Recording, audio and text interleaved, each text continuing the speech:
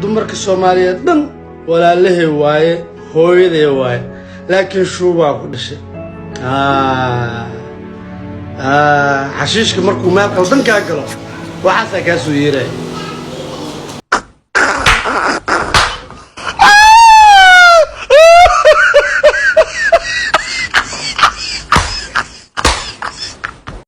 gabar haddii la furo sawir lama geli karo miya adaa rabbiga rasaas ka bariye ku raaxayso reenka kaara السلام عليكم ورحمة الله تعالى وبركاته قارتكم مقاهي مدن ملك سوتان سيكستو مقالكي دين سو غاري balka daga daawanaysan waa channelka shaacir sheekay laakiin shaacir sheekay ku soo dhawaada barnaamijka dadlaynta bulshada oo aan caawi idin kuga haya aruntii qosol iyo la yaabada okay wagaag saaxiibayaal intana barnaamijka ugu gudbino xasan ka go'sana channelka subscribe sidoo kale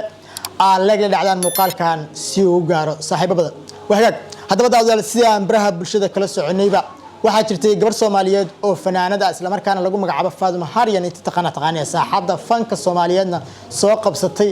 ilaa muddo laga joogo 8 sano 9 sano meelahaas gabadhaas muuqaalkeeda ah oo ay soo dhigtay barteeda YouTube-ka ayaa baraha bulshada si weyn u galgalay kaas oo ay falcelin aad u balaaran ka dhalatay muuqaalkaas waxay muuqaal aad u yeeso intaana laakiin falcelinteeda iyo jawaabteeda muuqaalkaasi ka bixisay iyo sida uu familkeeda u saameeyay intaan u gudagelin iyo clipka idin hay markan waxaan rabaa inaan koor mariyo oo idin la wadaago muuqaal runtii aan aad u qosla marka arkay kaas oo ah CK oo carad dartiis karaamada uga qaaday Ayub Gaarl abay soo dhawo lama dhihi karo lama soo dhaweey karo kaalay hadaba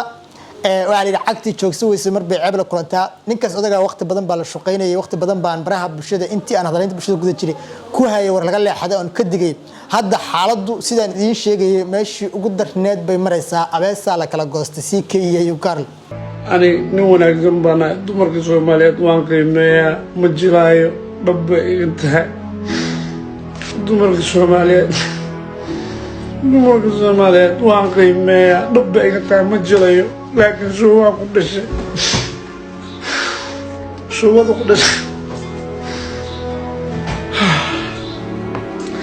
dumarka Soomaaliyeed waan qiimeeyaa laakiin shuuba ku dhashay waxaa laga yaabaa muuqaalka inaad la yaabto laakiin ninkan jilin buu ku guda jiraa jawaabtana gadaal buu ka bixi doonaa wax yar sidoo daawan nin wanaagsan bana igal ala meel dheer gadi ani nin wanaagsan banahay dumarka Soomaaliyeed waa qiimeeyaa laakiin ani hooyada shuuba ku dhashay dumarka Soomaaliyeed laakiin waa qiimeeyaa dumarka Soomaaliyeed waa qiimeeyaa habartaan shuuba ku dhashay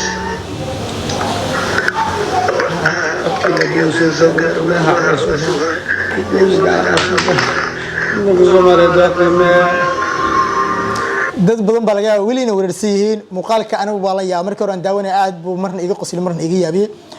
dhamaysan ninkan hala yaabinina macnaha wuxuu matalayaa Ayub Gaarl dumarka Soomaaliyeed la qiimeeyo dumarka Soomaaliyeed la qiimeeyo hooyadan shuuba waaye maxay tahay dumarka Soomaaliyeed dhan walaalahay waaye hooyaday waaye laakiin shuuba ku dhashay xashiishka markuu meel qaldan ka galo waxaas ka soo yeeray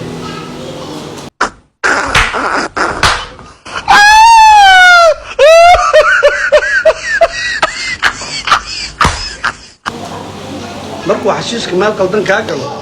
walaaska madaxaadana tirada loogu talagalay uu ka bato waxa doontaa isaga hadlay wagaag waa kasii soconaynaa waxa maqli jiray dagaal gabar ka bilaawmo ama dagaal gabar ka qarxo sidoo ku joogso adagta marka xaaladdu waxay maraysaa adaa rabbiga rasaas ka bariye ku raaxayso reenka kaara ragii odayaasha mar dhow waxaan ka baqayaaba xaaladda haysata iyo xaaladda YouTube ka jirta mar dhow waxaan ka baqayaa iyadoo caadi la isku feeray in YouTube la iska soo duub iyadoo caadi la isku feeray oo madaxa la iska garaacay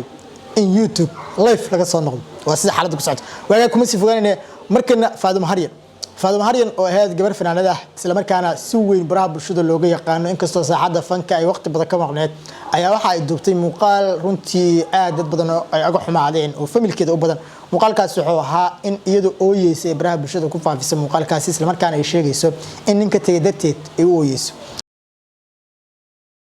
muuqaalkaasi dad badan oo social media ka dhex muuqda ayaa falcelin kala duwan ka bixiyay familkeeda ay dhibaato badan kala kulantay waxaana ku qasabtay inay muuqaalkan soo duubto oo ay ka falceliso muuqaalkii ay iyaduba hore u soo faafisay waxaan halkan raali gelin buuxda ka bixinayaa oo leeyahay familkeyga 100% iga raali ahaada magaciinana ma haleynay sharafteedana ma haleynay sharafteedana saas ma ku halaabayso waxaana baraankiyaal lahaa wax oo maaragtay aan iska qaraxaysanay ahayd kolembo haddii dhibaatadan aan sheegtay ay run iigu dhici lahayd ay noqon lahayd yacni emotionkayga haddaan ka hadlay run ahaan lahayd lacala xataa yacni ma ahan inaa maaragtay saan iskaba dhaafaa dirtan beenaaba sheegabo qofkii fahmana wuu fahmay qofkii aan fahminna waalidkayga horta iigu daran oo familkeyga adeeyaashii eedayaashii ugu soo qeyliyeen oo dheheen waan ceebeysay sharafta naga qaaday sharafta Allah kaga qaada camal marka 100% waxaan leeyahay familkeyga iga raali ahaada أنا إسكا فكري أنا وجرو إسكا جوجو هول إسكا هاي حاش ده هرت هذا يوتيوب كش شدة تتكورن أو ما عرفتي. وهاك ماشي برا قبل تري يوتيوب كلك عسنا حيرنا كده هذا فاضل هاريان أرتو مليهين فاضل هاريان ها ما قاعد أنا قلدين أنا هان أمهيسن 2022 أيضا لو جرو أي يوتيوب كلك عسى كفكريسا صوبته أهم عن قف السوشيال ميديا كعصب قف برا بشدة كعصب مهان وسيديت سنة كور كاميرا لقد ضوء مهيس أي دوتي مركز دعوته waxaad moodaa in 2021 ama 2020 inay sano dooy waxaan ognahay dadka markii social media hadda dib aan ka noqday ama fanaaniinta ama dadka social waqti badan isticmaali jiray waxa laga wada waxaan ahayn xilli waqti hore camera iska duubtay laakiin markii xilligan la joogo aad kula fadxumaan laakiin xilligan la joogo Faaduma Haryan iyo xilligii 2008 muuqaalka laga duubay muuqaalka iska duubtaba mid qaada dil wiilada muuqaalka 2008 aad qaadanaysaa macnaha quality iyo technology xilligaas waxay ka faansanad iyo kaamirada qurux badan xilligaas iyo heerka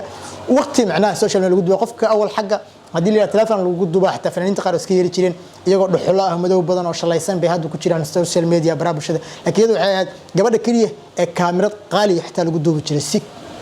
oo soo baxo macnaha waxaan u noqdaan wax documentary filmaanta hindida oo kale markii la duubo intaas oo 1990 xilli la duwal galiya hadda dad fiiriso ama dib u daawato waxaad moodaa hadda la sameeyay taasina waxa keenaysa tiknoolajiyada xilligaas mid ugu sareys bay la shaqaadayeen waxa waa kaamirada casriga ku duubayeen oo ilaa hadda qaar kood la isticmaalo marka ama naqshadoodii mid u ag la isticmaalo marka waxa waaye qof intaas social media ku jiray runtii inuu YouTube dadkiis muuqaalkaasi oo dad badan ay runtii ka xumaadeen aniga xataa ka xumaad iska family iyo walaal qofka arka aad baa uga murgoonaya sababtoo waxa waa gabar Soomaaliyeed oo ooyeysa nin dartiis nin baa furay horta brand ma noqon karto waxaan ka xumaay gabadha qalad ka dhacay waxa lagu digto laakiin waxaan leeyahay YouTube hadii uu qalqalkan siyaasadeed kugu furay hadda kadib abaa iska dhaaf bum adama saddex muuqaalka la shaashkiisayo muuqaal dambe xisale